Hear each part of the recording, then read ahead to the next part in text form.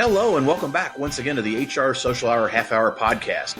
This is episode 85. John and Wendy talk to Caroline Vernon. I'm your host, John. And I'm Wendy. How's it going tonight, John? Doing great. I want to mention right at the front here, Wendy, we're very excited that once again we're being sponsored by CareerArc for this episode. Yes. Thank you, CareerArc. Thank you. Be talking quite a bit more about them. But Wendy, I wanted to talk a little bit about what's going on in your world. So exciting start to the fall. School is in session. Yeah. Kids are back there. There's new television that I'm sure we're going to hear about. But you've got something even better going on that we've talked a little bit about. Yep. But you've got a second generation podcaster in your household. Yes, I do. We had the idea with Maggie's Girl Scout troop. There's 3 of them. They are working on their Silver Award, which is the second highest award in Girl Scouting. Maggie got excited about doing a podcast to share information. And so we are talking to former Girl Scouts and talking with them about how Girl Scouting influenced them and, maybe some of the cool projects they did or cool things they got to do and how it continues to affect their lives today. And so we've put out the call to our network and are finding there are a lot of Girl Scout alum within within our HR community, which is fantastic. So I'm really excited to see who's already responded and start working on getting that scheduled. We met with the girls last week and we pre-recorded an opening for them and they had a lot of fun with that. My husband has a studio at the university, so we got to hang out there and that's where we'll do all of our recordings. But the girls thought that was pretty cool to he's sitting in front of a microphone and doing some fun, made them do some vocal exercises to get excited about it, help them with their enunciation a little bit, as middle schoolers can do. They, little soft-spoken and some mumbling going on, but they sounded great, sounded fantastic. So I'm super excited to get these out. Hopefully by the end of the year, we'll start releasing. I think it's phenomenal. I am very jealous of the studio. We've already talked about that. Yeah. I know we've put the word out and we've talked to some folks. We're going to throw it out there again. If you are a Girl Scout, an alum, former, I don't know what you call yourselves. I think once a Girl Scout, always a Girl Scout. Like my sister even was a Girl Scout. Thank you very much. But not in HR. If you're out there, though, and you haven't contacted Wendy, we'll give her contact information in the show. And take part. Please do. I think it's amazing again, we got a second generation podcaster. They're getting younger and younger. Wendy, I heard about a show from a 7-year-old. Oh my gosh. Last week about vacuum cleaners. Because that's what I need to know about is what a 7-year-old is going to tell me about vacuum cleaners. So I'm going to stop plugging that kid. We're going to plug Girl Scouts. Yeah, podcast, there's a lot of interesting stuff out there. But, and even if you're not in HR, we would love to talk to you because we want to be able to show girls who are in Scouts where they can go and, kind of help Girl Scouts with a little PR. And, it's not just crafts and cookies. We do a lot more fun stuff in Girl Scouts and want to show people that it's not new that we do this stuff, that we've been doing outdoor activities and engineering stuff since I was a Girl Scout, but we won't say how long ago that was. Fair enough. Well, we're going to put it out there. And again, it's just like the fall season in TV, it's a fall season of podcasting and look forward to hearing it. You'll get at least one download in Virginia according to how you track it. We'll find out. I'm not sure how we're going to do that yet. We've chatted quite a bit about that, and I'm sure there'll be more to come, and we'll be advertising along the way. I'm really excited about tonight's guest. Another one of these folks that I feel like we've known forever. Was so excited to finally meet her at SHRM National this year and spend some time. But I'm going to stop gushing. I'll let you make the introduction. We will get started. Very excited to introduce Caroline. I got to meet her in person at Disrupt Minneapolis a couple years ago, which was fantastic to hear her speak there. So she is the Director of Sales, Career Transition Services at CareerArc. She has a diverse background in career management, talent development, executive leadership coaching, dedicated student to the world of work, subject matter enthusiast in employee engagement, strengths-based training, selection, talent acquisition, and outplacement. She is a self-appointed empath and advocate of job seekers everywhere. Caroline, welcome to the show tonight. And our first question is, what's in your glass? Thank you. I'm so thrilled to be here. Oh my gosh. It's hard to keep quiet while you guys are talking. It's so nice to be here. In my glass is something so incredibly boring, but it's hot water with lemon because that's what I drink all day long. Exciting stuff around here. That's good for this, though. That'll get your vocal cords, nice and prepped. And Wendy talked about getting the young ladies to do vocal warm-ups. That hot tea or hot water and lemon is good for that, too. That's right. But I think you're the first person to tell us hot water, though. Oh, yeah. We've had plenty of water in glasses. I don't know, Wendy, what do you think? I can't think of anybody else that not said just hot water. I know we've had tea, not just water and lemon. Yes. It's a first. Well, I'm glad to be the first. Maybe I'll start a trend. Well, Wendy read your bio. I know you're really focused in the outplacement space now, but how exactly did you get your start in HR? And then what led you to this focus that you have? So I like Wendy won't tell you when I got my start in HR, but it was kind of in the mid 90s. So I did say it. I got my start in payroll of all things, and I barely escaped alive out of payroll. And I transitioned into a coaching role. I worked for an organization called Gallup, and of course everybody knows the Strengths Finder. And so I transitioned into kind of a Strengths Finder coach and then the liaison to the 2,400 at the time coaches worldwide. From there, I went into kind of executive coaching. And then in 2008, I just started helping friends with resumes and kind of navigating a job search, since a lot of people were navigating a job search back then, and decided that I've really developed a mission and a passion for helping, giving help and giving hope to people, job seekers. So I became a certified career coach and resume writer and entered the outplacement arena. And that's where I've been ever since. Kind of a long, sordid background. I want to step back to payroll a little bit. When you say you just barely survived, is that your sanity? Right. Yeah. It was my sanity. It didn't sound like a whole lot, but I paid probably 1,500 people, and they were on different pay cycles. 400 of them were professional, full-time people. 1,100 of them were kind of a variable scheduled team of people.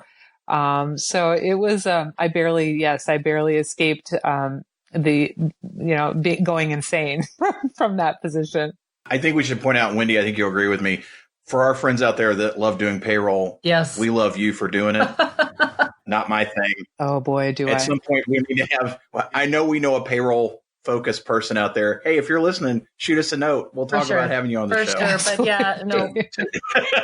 Because maybe you survive recruiting or relations. Payroll and benefits, those are two very, very important parts of work, but two parts I don't want to ever do. No. So kudos to you for surviving. Yeah. Never again. Yeah, thank you. So, outplacement is often a challenge for all of us, regardless of where we are within the HR organization or an organization. What are a few items HR professionals need to think about when they have to deal with it within their organizations? That's a really great question. And when I talk to our clients, I talk about strategy. Having a strategy in place is always the first step to preparing for offboarding or doing offboarding with empathy and compassion. Outplacement is just a piece of it, but outplacement is where I see that humanizing, a human component of an offboarding strategy.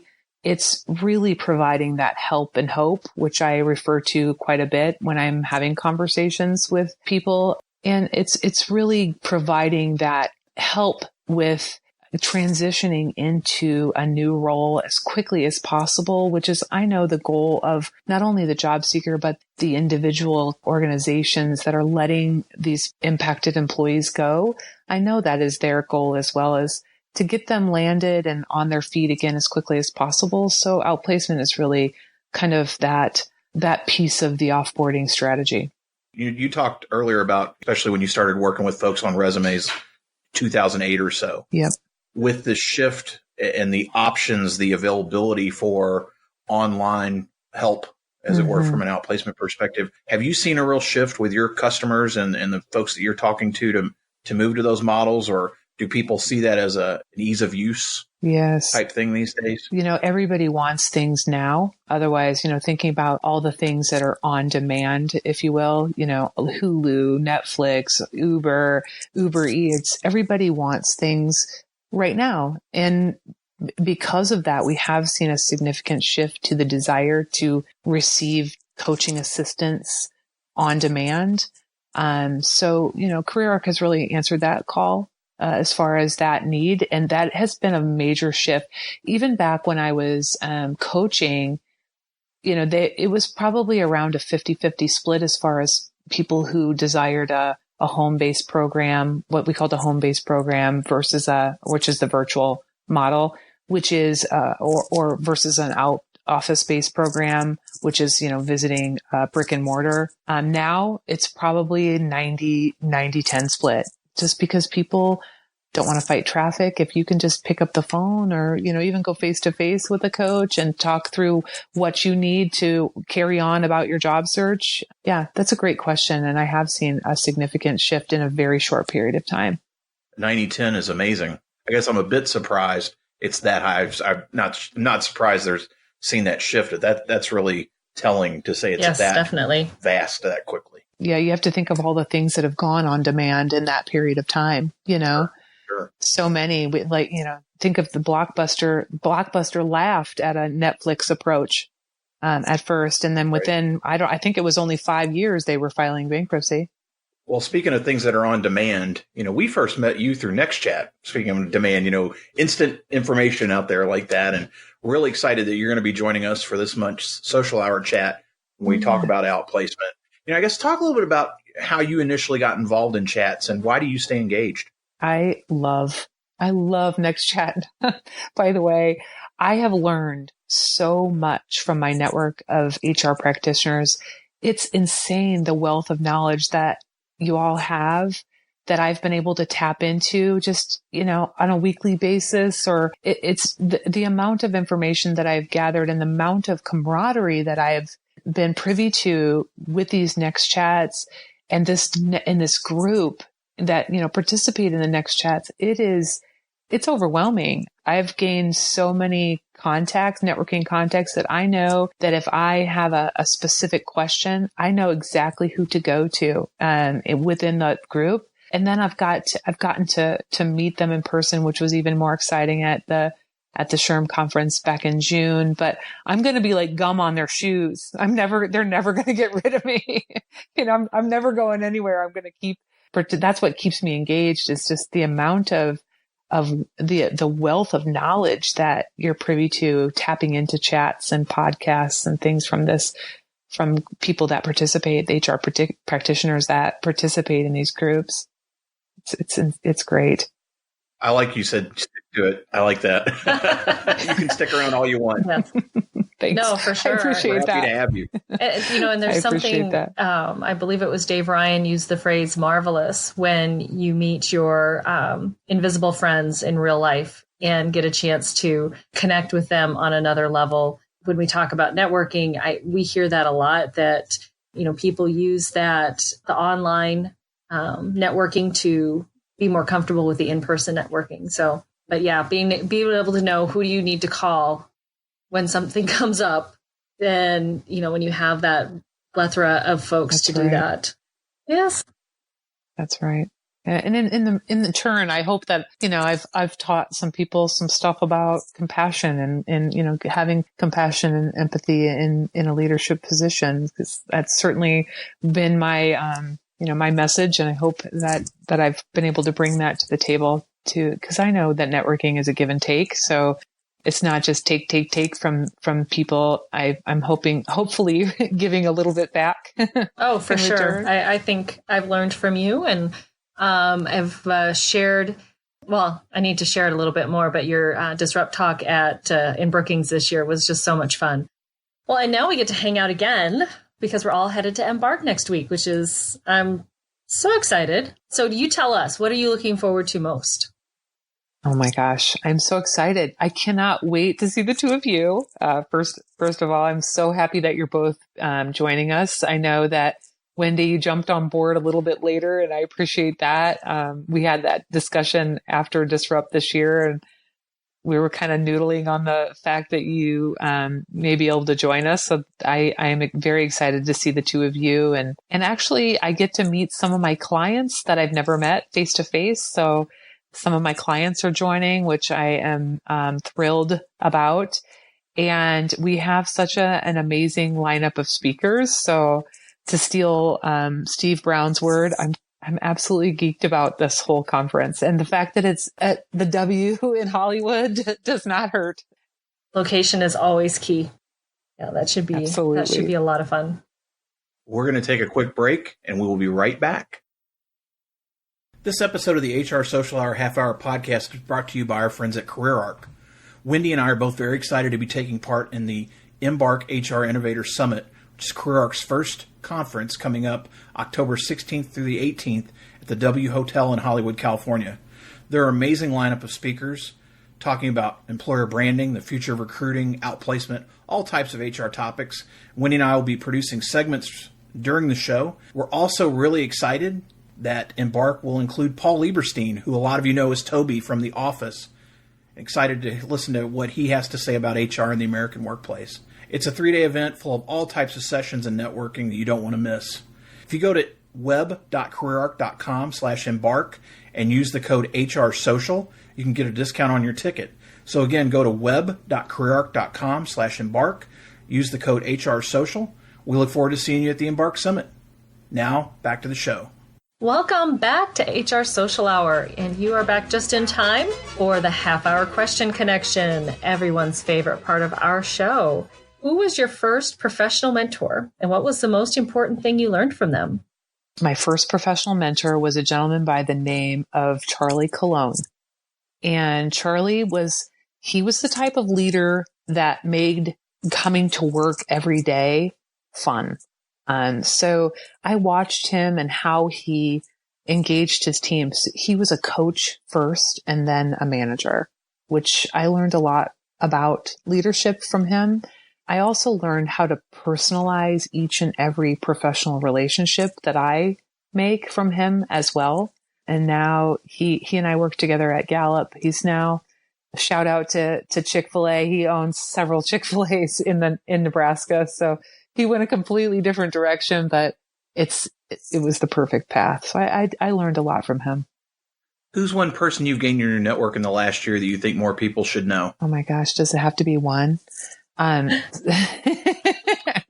can't see everybody. How about that? Maybe one, maybe two. A gentleman by the name of Scott Turoff. I met him through Disrupt. He pinged me about my Disrupt speech, and we chatted about, and I kind of encouraged him to apply for a Disrupt HR. And then I also met a gentleman by the name of Greg Maud the same way. And I think you guys are familiar with him as well, but he joined our HR tribe and some Twitter chats and things.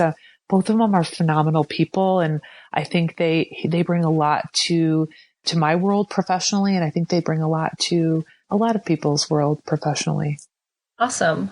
If you could go back to the start of your career, what's one piece of advice you would give yourself based on what you know now? Just because you're good at something, just because you're good at a role, don't find yourself boxed into it for too long. I found myself, and I would never say trapped, but kind of in the same type of role where I knew that I had aspirations to do more coaching and do more things in leadership. And I stayed in that role too long. So I missed out on maybe some opportunities to advance my career during that time. Don't get too comfortable. That's what I would tell myself. You started to talk a little bit about it, Caroline, in terms of your hope you're giving back in at least a small way, which I know you are. But how exactly do you enjoy giving back to the HR community? I love to find people that make themselves vulnerable on LinkedIn or Twitter or somewhere and profess their need for help in a job search. And I love to give those people some coaching assistance, just, free coaching assistance. And I love to introduce them to my network. because it really pays off when you introduce somebody and you share, what value they would bring to an organization. And you just never know who is looking for that specific person. And I know just this year, it's come to fruition for two people that I introduced to my HR network on LinkedIn landed a position very quickly after the introduction. So that's the main way that I love to give back to my HR network, HR community. My goal is that is a mutually beneficial introduction. That's the way I like to give back. And you, like Wendy, are also really involved in Disrupt, aren't you? Seems like I know you got to see each other that way, but you are also very involved in that. Yeah, I love Disrupt HR. I absolutely love it. I love the event. I love the topics. I love that they're just unique and fresh. And I always learn something new, and I always leave with several new connections that I, maybe would have met on Twitter or even another HR event, an HR conference or something. So I like the people that it attracts. So yep, I'm a big believer in Disrupt HR. The connections are great, I think, and I love that people have reached out to you from your talks, and I think that's the key. That's what I love to see, people making those connections. So very awesome. How about a favorite movie? Oh my gosh, you guys are going to think I'm psycho if I tell you my favorite movie is hands down Silence of the Lambs. That's a very good movie, as long as you're not acting it out. I love that movie. It dates me a little bit, but that is literally my favorite movie. How about your favorite musician or band? I'm pretty old school, and I love James Taylor. He's, I've been a James Taylor groupie pretty much my whole adult life. I've seen him in concert about 10 times, I think. Not about 10 times. I'll clear that up. 10 times. I just saw him my 10th time in February. But if you're talking more modern, I have to, be a little bit more modern. I have teenagers. So, I like the Lumineers, and I love Mumford and Sons. Mumford and Sons is a good choice. And James Taylor. Yeah. Classic. Yeah. I mean, who doesn't like James Taylor? There's probably some people out there, but we kind of like the 70s easy listening at this house. So Maggie turned into it when we were with the Guardians of the Galaxy and their soundtrack. So yeah. Nice. That's awesome. Carolyn, how about a favorite TV show? Well, again, this goes perfectly with my theme for the movie, but my favorite show, and it's probably one of the only shows that I watch on a consistent basis, and it's Dateline. Yes, you can tell I like kind of the crime theme, but yes, I am a Dateline junkie. Pretty sad. I think it's safe to say that tonight all three of your answers are new. Yes, for sure. Silence of the Lambs. I didn't know if I was going to tie into your payroll, experience or not. James Taylor. Mad respect for you to see him 10 times. I was having a long conversation with somebody about seeing people that many times, and I think it speaks to a passion for an artist when you've seen them a lot. Mm-hmm. I give you a lot of respect for that. And then Dateline, I don't think we've heard some true crime stuff. I was waiting for you to say NCIS or CSI. I was too. I was waiting for it because they get more shameless plugs than most on here. Yeah, I'm a Dateline girl. Nicole Roberts, I don't know if she said that was her favorite show, but I know she watches a lot of those because we had a conversation, and I remember telling her, honey, you got to stop watching Dateline. She's paranoid around every corner.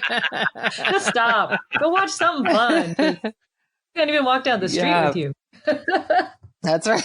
That's right. Your conspiracy theories. Nope. Carolyn, when you're not watching Silence of the Lambs, listening to James Taylor, or even now Lumineer, Mumford and Sons, or watching Dateline, what else do you like to do outside of work? Obviously I have a family, as I spoke about having teenagers. So I love to be with my family. Hiking is our favorite thing to do when we have some time to kind of scout out new sites. But if I'm by myself, I pretend to be kind of an urban farmer here in the burbs. And I love to grow things in the dirt. It's pretty much it. Get it where you can. That's right.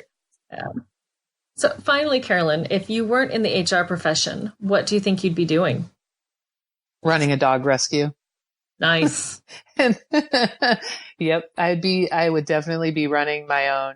We rescue Weimaraners, which is a type of, it's a hunting dog. So I would probably be running my own Weim rescue, or, just the sporting breed or large breed rescue.